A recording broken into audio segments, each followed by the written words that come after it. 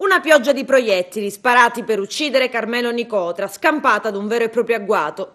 Ma questo di lunedì sera a Favara sembra essere solo l'ultimo fortunato capitolo. Il 26 ottobre, di giorno ed in pieno centro cittadino, Favara aveva visto morire sparato Carmelo Ciffa, gli omicidi in Belgio di Mario Iachelic e di Rino Sorce.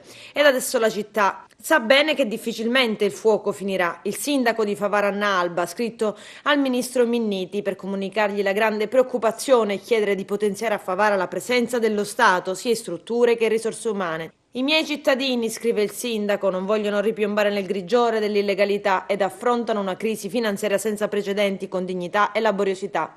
Il 10 giugno terremo una fiaccolata per gridare a gran voce che Favara ripudia l'illegalità e il crimine in ogni sua forma, ha concluso. E proseguono senza sosta le indagini sulla sparatoria in via Torino, le armi, un fucile 7,65 molto simile ai mitragliatori Kalashnikov e una semiautomatica calibro 9.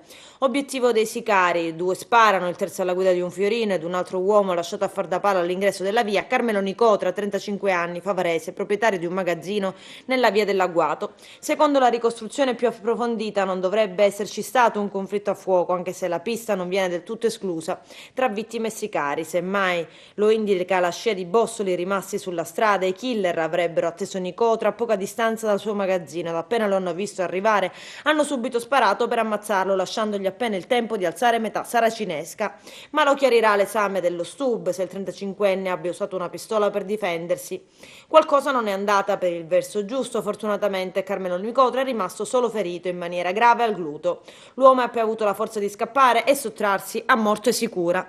È stato già operato dai medici dell'ospedale San Giovanni di Dio, si salverà. L'uomo ferito è stato soccorso da qualcuno, non è stato volutamente rivelato il nome, che ha trasportato Nicotra nei pressi dell'ospedale San Giovanni di Dio, dove l'uomo è stato notato da una coppia di fidanzati che ha dato l'allarme. Immediatamente sono scattate le indagini svolte da carabinieri e squadra mobile. Nicotra avrebbe detto di non aver visto i propri aggressori perché di spalle e di non ricordare se all'ospedale ci sia andato da solo o accompagnato da qualcuno. Il mancato omicidio si inquadra in una lotta intestina tra bande criminali che si contendono il predominio del lucroso traffico di stupefacenti. Dell'intera storia criminale se ne sta occupando la Direzione Distrettuale Antimafia di Palermo.